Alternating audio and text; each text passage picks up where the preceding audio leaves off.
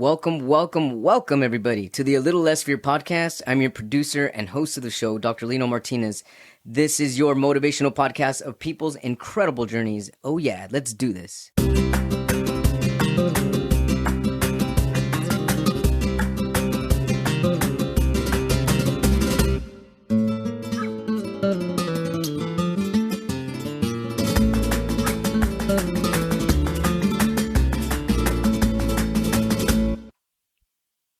Welcome back, everybody, to the A Little Less Fear podcast. Today, I would love to welcome Deborah Attoinese. Did I say your name correct? You got Attoinese. You got it right. Deborah Attoinese is an award-winning director, producer, and writer.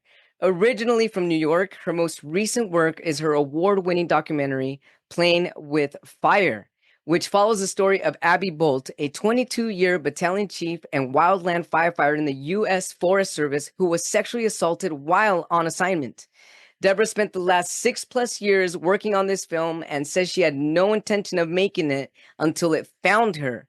And here she is on A Little Less Fear podcast. So awesome to connect with you again. Hi, Lino. Very, very nice to be here. Thank you for having me. So Deborah and I, we became friends because we're part of some creative endeavors, creative visions in Malibu. And I'm just so blessed to have connected with her energy. And when she told me about this documentary that she had on Amazon, correct?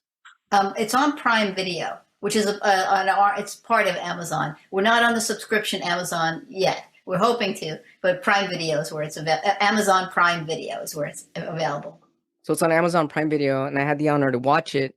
And honestly, I had no idea what was going on with the sexual harassment and firefighters, and it was really quite an eye-opening experience for me. But before we get deep into it and talk more about this documentary, I'd like to know the first thing that you said is that you had no intention into making it until it found you. What do you mean by that?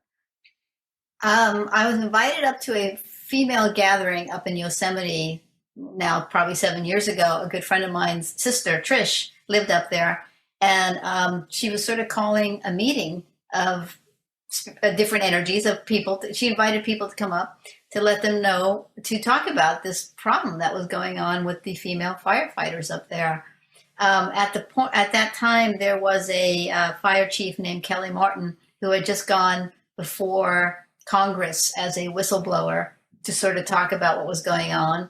And we were hoping that she was probably going to be the lead of by the end of the weekend, all this stuff was being discussed. And there was about 5 of us in a cabin. Everyone looked at me and said, we should make a documentary. I was the only filmmaker in the cabin. That's what happened. So I went, okay, all right. Knowing that, a lot was going to fall on my shoulders in the sense that, nobody there was in the film business or any of that sort of stuff and really knew what it would take to get a documentary made about this. So I left and I did a deep thought. I took a couple of days to think about it deeply. And my first reaction was no, this is going to be years of my life. And that's very, very often my normal reaction to something is no. And then I go back and think about it, and then I ease into it. I'm not a person who jumps in the water, generally speaking, without thinking about it. So then I realized that I didn't have a choice. It was my moral obligation to do this movie, and that just get on board and do it. So I love how you said that. I love how you just said that, Deborah. Your moral obligation. Can you tell us more a little bit about that? Well, like you, I obligation that it just seemed like it was my job to be the one to tell this story. So the first thing we had to do was sort of build a Seed and Spark campaign and raise a little bit of money to at least get it going, which we did. And I did with the help of my dear friend Kay Brown, who's no longer with us. She was like 81 at the time. She was such a go-getter. So we raised about $10,000, and that got me to Florida to start filming some of a group called the Waitrix, these amazing female firefighters who gather once or twice a year to help teach each other certain skills. And there's some wonderful men involved that really help bring a sort of sense of community and skills to the fire service. Yeah. And so the moral obligation came from more of it being like an ethical thing to do for women. Yes. Yes, it felt like a moral obligation when something like that drops in your lap that women are being sexually assaulted while fighting fire. It's pretty hard to say, no, I can't take that on. Right. Um, And also the fact that you are in the film industry and that you have this gift that you were born with, the gift of being able to tell a story and in ways that other people can't. And by using your gift and your natural talent and your abilities, you are able to be the voice by your gift and your energy for those that need to be seen and heard in a way that's understood by all. yes, I think that, well, art in general, does Right. that, Yeah. whether it's film or painting or poetry or writing. And I think that art is always trying to teach us something, and I think that film is another form of art. And I'm I'm very good with a camera. I'm not a wordsmith in the sense that writing is hard for me. I can write, but it's I can grab a camera and tell a story quicker than I can put it down on paper. Yeah. That's amazing. And I love the film itself. I mean, before we actually get more into the story about Abby Bolt's story and the other firefighters, I'm also interested in your art and how you made the documentary come to life. I noticed you were literally hands-on. You were there. What Yes, was that like? um, like I said, it was like learning a new language. The I've never been anywhere near a fire in that sense. So because we were on such a limited budget, my lovely colleague Sam Amin, dear friend of mine, who I call my camera soulmate, I was Mhm. able to have him shoot a little bit of it, but we didn't have enough money to sort of get him to travel to Florida and to do a lot of stuff. So I ended up shooting the rest of it. And him and I are very simpatico in that sense. Like when we work together, it's always terrific. Um, so I was able to match what he had already done and just keep it going. Um, Where so I was it? ended up, Where I was ended it up filmed? Because there's a lot of things that are literally on fire. Like, where was it filmed? well, it was some of it was filled up. Was some of it was filmed in California and in Florida, where this group, the Waitrix, was Okay. training. Yeah, um, and my dear friend Arlene's husband Tony came as my assistant. It was just him and I, and we basically stayed in tents with the women and ate with them and just embedded with them for about a week. And that was fantastic. One of the women, Lacey England, who's in the film, she was sort of our safety person. So she kept an eye on us, and she Oh, was. great. But at one point, I was following some. I was taking a shot, and I did the wind changed, and I took a huge gulp of fire. I took a huge gulp of smoke. Me and Tony and I both Oh, did, and it was very scary. We were fine, but you could feel it go all the way down oh to my your goodness. lungs. And that was just a small gulp. That wasn't. We were fine. We didn't need oxygen or anything like that. So you realize how the power of fire, and it's also very. There's this pull to fire. We are drawn to it, and you flirt with it a little bit. There's a flirting that takes place between the human and the fire because its energy is so powerful. And Yeah. It's interesting you say that. I never really thought of it that way, but that's true. We are attracted to fire. yes, yeah. And the women that I met were so passionate about what they're doing, and deeply in love with the earth. They are Mm. real stewards of the land, and that was beautiful. I liked seeing that and very much. I But like seeing that as well. Yeah. it was learning a new language because they would talk about fuels and wind speeds and all kinds of fun stuff that you go, what's that? What's that? And I like sometimes I'm not I do documentary and scripted. I do both. So I Mhm. can't say I'm a documentarian or I'm a script. I really like going in and out of both of these genres, so to speak. And So I don't mind going someplace where I really don't know what's happening. I kind of like it. I like being the student on the set, Yeah, in that definitely. way. Yeah. And also you get to learn things that you never knew before. And while Yeah. you're learning things that you never knew before, while you're doing your craft, it actually makes it that much more artistically creative and Yeah. also expressive and just in a more an authentic way. Yeah, and I find also people are very helpful when when you're open. The key is just Yeah. staying completely open, and they'll say, "Hey, this is happening over there," and hey, and they'll, so everyone starts looking out for you in a way because you're so open to learning and trying to tell the story as best you can, and then you get other people excited about the the momentum, I love working like that. And then, one thing I'm thinking right now as you're telling this, I'm imagining and I'm feeling that while you're working on this, directing it, making sure that you're also listening to the technicality of your environment and learning the science behind it, and also being in your creative crafts zone. There's also the story of Abby in the back of your mind. So, I mean, I'm just feeling, is this something that you were like literally going to sleep and waking up thinking about on your mind all the time? Yes, Abby. I was always trying to bring the story, anything back to Abby's story. Always bringing Yeah, you back to right, Abby's right. story.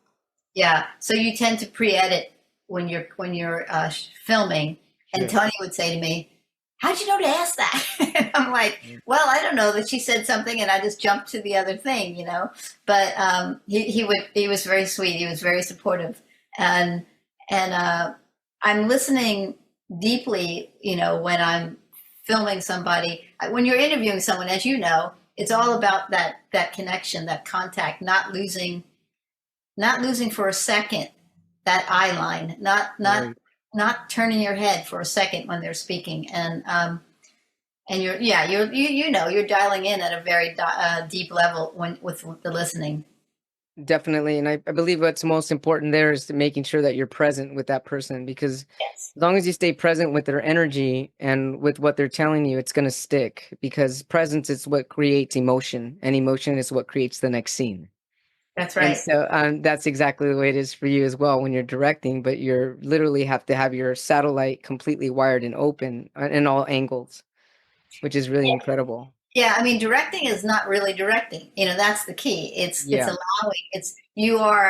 You're sort of like an orchestrator in the sense you're listening to all the Right. instruments, but Yeah. you don't want to you don't want to be. You can tell when a director is taking all the oxygen out of a scene, or they're not allowing the subject, whoever it is, to speak. Because the more comfortable that person is, that's behind the camera, the more comfortable the person in front of the camera is. Absolutely. It's just easy. I did a documentary called On Directing, where I interviewed some of my favorite filmmakers, which included like Vin Wenders, Agnes Varda, Billy August, Roland Joffe, and I asked them, "What are you giving and what are you taking?" So we're giving something, but we're also taking Oh something. yeah, absolutely. This is the answers were fantastic. Because it is a two-way street. It's not just about the film person taking. You've got to be giving something back. Otherwise, nothing's going to come back to you, right? I love how you said that. You have to give something back, right? Yeah. Yes, you Yeah. have to be giving something back to whether it's an actor or a regular person. I don't like when you see directing. It's when it's just that I need this and I'm not giving anything back. Yeah, absolutely. I mean, everything's a give and take in life, whether you're Yes. directing or just having a regular, normal conversation with someone at a coffee shop. Well, And it that's should how, be. It should yeah, be. It's not absolutely. always, but it should be. It's Yeah. not always, but that's actual connection. When you're actually able to give and receive, that's when we're connecting and processing and receiving energy and Right. in the flow of it, which is beautiful. Right. So let's get into Abby's story. It was really, I mean, I definitely I had some tear-jerky moments in watching the documentary and just really feeling her pain and seeing her struggle, and how once she spoke her truth, it's like she had to get it out there. And even though there was a struggle, a big struggle to get it out there, I have Yes. to get it out there. Should I get it out there? I know I need to get it out there. What if I don't get it out there? But it was a nagging feeling unless she spoke her truth. What did you learn from her story? What did you learn from the story? From her story, her truth? Um, Gosh, that's a big question. What did I learn? I'm still learning from it. That's the truth. That's the truth. There you go. Yeah, yeah. I'm still learning from it. Every time I have a conversation with her, every time I put a print promo together, every time I cut a testimonial with someone who's seen it, one of the things Vin Vendor said in my documentary on directing was that the only truth that mattered for him is what the audience takes away. I love And that. I think that Vim has that right. And what I learned is nothing compared to what you learn. Right. Because you, as the viewer, is what we are, this is the most important part of the learnings, I think, exchange and when you make a film. So I'm learning all the time. I mean, I've shown the trailer to people, particularly women, and they turn to me right away and say, that happened to me too. And I was in my pool class a couple of weeks ago, and two women came off. We just gotten out of the water. We were all dripping wet. This woman came over to me. Her name is Lynn, first police detective in the city of Oxnard, California, years ago. And she said, I just want you to know, I watched your movie, and that happened to me. And then her best friend came over, and she said, it happened to me too. I was in academia. So when that happens, boy, that's just so powerful, because people are. And then I said, could I interview you, because I would like to do some testimonials to help draw attention to the movie. And they said yes. So one of the Lynn, when the woman who was the first police officer, and these are like kick-ass women. I mean, these are not wallflower types. You don't just become the first female police officer in Oxnard. Right. Yeah, right. There. And she goes, I have a gun, and it's called Hector.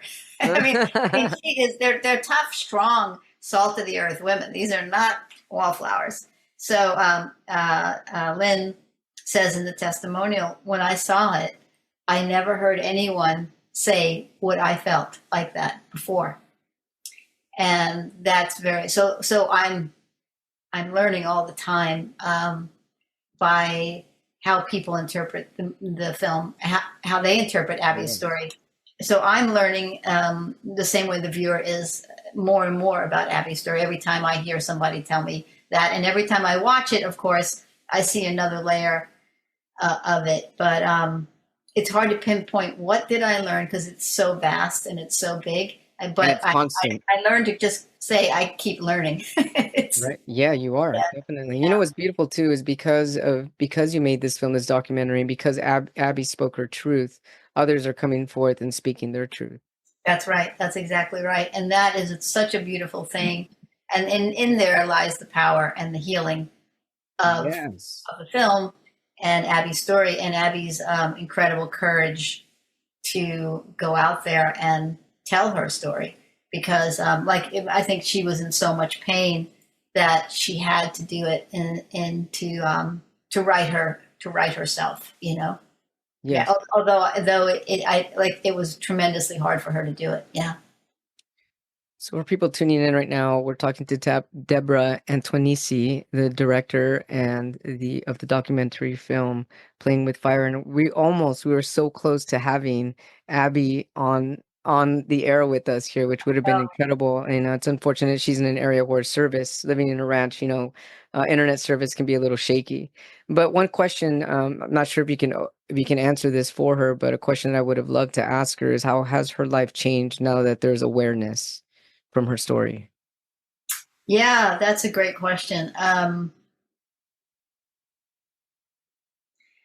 can't really answer that particularly in the sense that exactly how her life has changed. I think she has said to me, I'm so glad you made this movie, particularly because of her family, the family that's in it, her mom and her dad and her sister and sisters. as a witness, as someone that cared enough. She said, "I can't believe you cared enough to see my story all the way through." Wow. So I know that that touched her deeply, Oh yeah, and definitely. I think that her mom was a PTA um, president, and in the movie you can tell like she came from a place where she was always Yes. told to stand up for yourself. Right. And I love when her mom says, "I raised them to be fighters," and she fought, and it has hurt Right. her. But Mhm. she said, but in the end, I think she'll be glad she did it. So I think that's probably the best way I can speak for Abby in the sense of with her mom's line saying that she went through it. She lost something that she loved, but I think she gained a lot in that. I mean, she's now working in for utilities as a safety consultant, I believe, and she married Randy, who's a wonderful guy. So their life goes on, and it didn't kill her. In fact, it actually raised her higher. You know, Right. Oh yeah, yeah. definitely. And what kind of changes have been made? I know in the film there were some changes that were kind of showing that we're in the process of, as far as like law, making some things lawful, or I guess just kind of bringing things into awareness as to what was happening and the things that needed to ethically happen to the Yeah. people that were harassing women. And so what type of changes have occurred since then with that? I don't, as far as I know from the women that I know, nothing has changed in the sense that they say this shit is still going on. Mm-hmm. So I'd like to say that, I mean, a lot of there are already laws that, there's things that are there, but They're not being enforced. they're not being enforced. And then, it goes back to the movie. There's no accountability. And a lot of times these people Right. that are doing the bad things are promoted to get rid, they raise them higher. So it's the And old they boys raised them club. higher and to quiet down what happened. Yes. Yeah. Yeah. To protect them and to protect basically the patriarchy. I mean, there's no other way around it to That's say it. exactly what it Even is. when a woman is in charge, it's incredibly hard for her.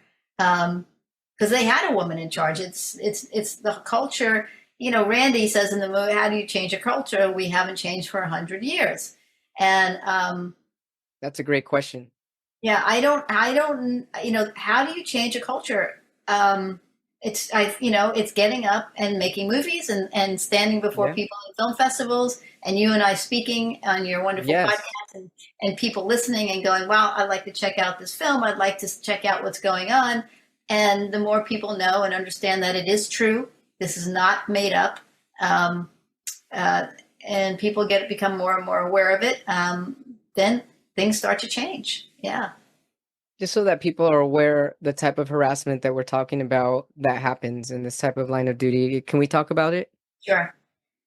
Because we can say watch the movie or this is what's going on, and but if people aren't really aware of the type of harassment that women are getting, they're not really going to have a picture in their mind or be able to really feel the empathy or the compassion with what women are going through when they're in the line of fire. Right. And so, I mean, a lot of the things that I saw in the film were obviously being talked down to belittling, to inappropriate touching, inappropriate talking, wording, just everything that you can think of a bully would do to someone is what they're doing to women, Yes, including sexual assault. Yes. including sexual assault. And when women are speaking up, actually, a lot of women don't even want to speak up, and they don't want to speak up because it's going to be a domino effect of it coming back to them, and they're not even being heard. And because they're not being heard, there's no change being made. That's right. That's right. The retaliation factor is huge. So even when they do speak up, the retaliation is so intense that that's enough to make people. Well, that's the whole point of retaliation and being a bully, right? Is to so somebody doesn't stop you from doing what you want to do. Um, yes, and that's still happening. Yes, that's still happening. And when you saw and you were when you were recording all this and editing it all and just really deep into it, what type of feelings was it invoking in you? Like witnessing, I mean, because I can imagine as a female, um, that this is also feels desperate for you as well. Yes, I mean, I was. Everybody has some sort of sexual assault in their life. I think of some kind of something. So I'm no different in that. I didn't have the Abby story at all, but for me, I think I was really trying to take on the family drama, and I was always trying to tell the ripple effect of trauma. That's what for me is the most important part of the story. That's what I was trying to do. You throw a penny in the water, it ripples out. Everybody feels it. Oh So yeah. so I felt that I didn't want to make a movie about a rapist. God no. And I didn't want to make a movie about rape because who wants to watch a movie about rape? I don't. We know it happened. We deal with that very early on in the film, and then we take on Abby's fight for protection from the agency, Sure. and then of course they don't actually step up to protect her, and then she's like doubly hurt now because the people she's planning on protecting her don't, and that's a huge projection. That's a big letdown. Um, and I think that's the saddest part of the movie is the fact that the agency doesn't step up when they're supposed to. In fact, they do the opposite. What do you think it's going to take for the agency to step up? That's a really good question. I don't really know. I can't believe that they haven't stepped up. Um, like Sarah, her lawyer, says, changes are being made. I think there are people that are trying to make changes. It's not that everybody's a bad person, and there's a lot of good men out there. This is not Oh yeah. like Right. bashing all men, not at all. The good guys are trying, but they have to continue to step up and let their voices be heard as well. And like Abby's mom says in the movie, they don't just do this to women; they do it to men as well. That's So so true. this is not just women that are being mistreated here. That They is do so it to men as true. well. Yeah. And generally, with that kind of bullying culture, you look for the weakest link of what you might think is the most vulnerable at the moment, right? Right. And yeah, I mean, in life, we just have to be kinder to each other. We really do. Absolutely. Absolutely. And so what do you hope happens with Abby's story here and all the other firefighters? Because it's not just Abby's story, Yeah. just her story. There's other firefighters telling their story as well. And I could definitely see their strong personalities on there, which is incredible. They're going to keep going and doing what they love. I mean, even despite the fact that they're being harassed and treated this way, they're still going at it, which, my goodness, makes them so much more stronger than one could even imagine. Fighting fires and fighting sexual assault. That's really incredible. Yes, it really is. A lot of the women I met were just wonderfully, just super strong and super passionate about their jobs. And most of them came from families. And I'd say, what was your relationship like with your mom and dad? How they feel about you fighting fire? Most of them came from families with very strong dads that were like, "Come on, honey, let's go fishing. Let's go. I'm going to Yeah. show you how to do this, that." My father, I was the son he never had. We had four sisters, four women, and my mom. So I was the son he never had. "Come on, Deb, I'll show you how to put in this battery or hold this for me." That kind of. So, but they it's not like, and these are not women that hate men at all. They love they have very good, for the most part, they really love men, and they're so when they go into this line of work and they've run up against this kind of old boy network, they can't believe it because it's not how they were raised. Mhm. They were raised with very strong, open, supportive fathers for the most part. That was a big surprise to me. I didn't expect that. Oh Yeah, yeah. Yeah, definitely, right. And that was really beautiful. I love how the supportive her father was as well. yeah. And her mom, I mean, her mom is amazing, Terry. She's no longer with us, unfortunately. She passed of cancer, but in a lot of ways, it's a mother-daughter story. I see that. I Yeah. definitely see that. And so why do you feel that this story is so important for people to know now? Why is this the right time? Well, women are certainly fighting for their rights, for equality, and to their body. I mean, the fact that we over Right. Oh yeah. Roe versus Wade is insane. I have the woman, my 82-year-old friend that we had a birthday party for on Friday, my friend Kay, who passed at 84. These are women that have fought so hard for these rights. I mean, they are artists and lawyers and judges and that have just spent years fighting for these rights that have just been overturned. And it's a heartbreak. It's It a really heartbreak is. for Oh them. yeah. Yeah. I mean, I know a lot of women that have been out there for years. So I think it's important because right now we're in this kind of mad time where instead of going forward, we're going way back. I don't understand it. But we're just going to keep fighting. That's all there is to it. We're going to keep going forward. Yeah, we've got to keep going forward. People don't, this romanticizedness of going back. Yeah. There's no going back. You go forward. Yeah, there is no going back. No I mean, going there's back. things just can't go back. You mean, No. We go back to learn, but right. That's we go true. We to go learn, back to learn. but we don't go back to say because that was better. I mean, it's a romantic kind of weird. It's really, for me, it's a bit of arrested development on the country itself. I feel like people want to go back to being 5 years old. We got to grow up as a country. We really do. It's time to grow up and stop with this. I don't know. It's the childhood nonsense of everything's better back there. That grass is always greener over there. The fact that the racism, the hate, the gender nonsense against women, the inequality in being paid, and it's terrible. It really is. It really is. I love how you said that we have to grow up. Yeah, we got to grow up. America is a young country, and it's time that she grows up a bit. Yeah, I absolutely agree with you on that. So what do you hope happens with Abby's story? Where do you hope to take this documentary? Well, we've been very lucky to find a home at Amazon with Prime Video. We're hoping to get at some point switch over to Amazon Prime, where if you have a subscription, you'll get it for free because you're paying $15 a month or whatever it is for Amazon. But right now it's $2.99 to watch it, and I hope that it continues to touch women and tell its story the way it has. And we've gotten some amazing reviews on Prime. I thank everyone who left these beautiful, passionate reviews. So I hope it just continues, find its audience, and hopefully inspire other women to speak up. Yeah.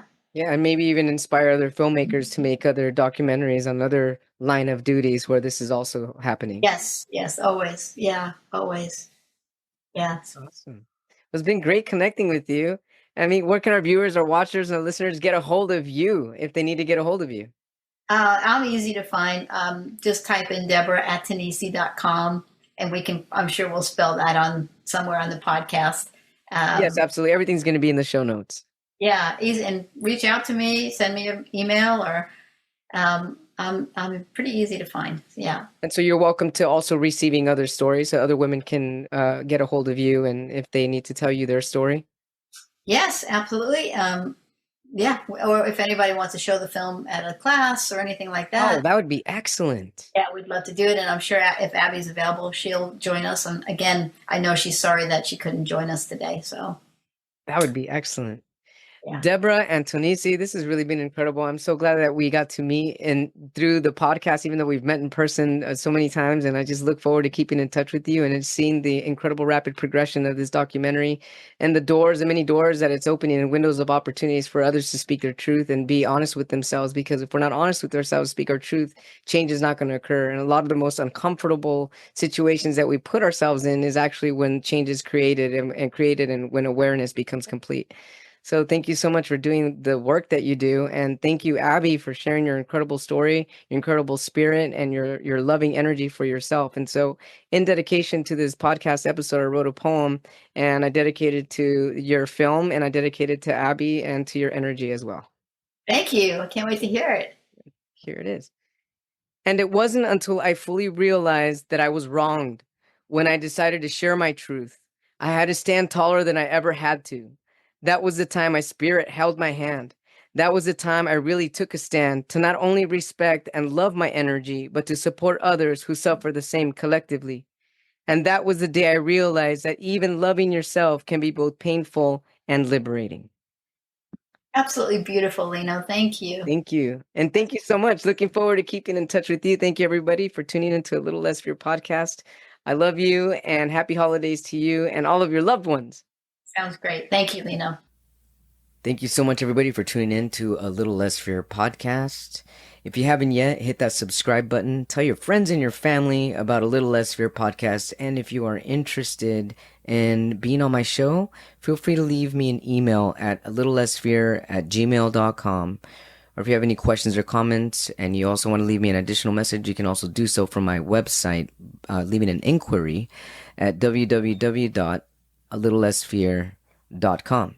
You can get a copy of my book on Amazon, Amazon Kindle, and Amazon Kindle Unlimited, also titled A Little Less Fear. And thank you so much, everybody. I really appreciate all the support. Leave me a review if you get a chance. I love to receive feedback, questions, and comments. And any way that I can be of support to you, please let me know. Thank you so much. I love you. Wishing you love, light, happiness, and many blessings your way. Thank you.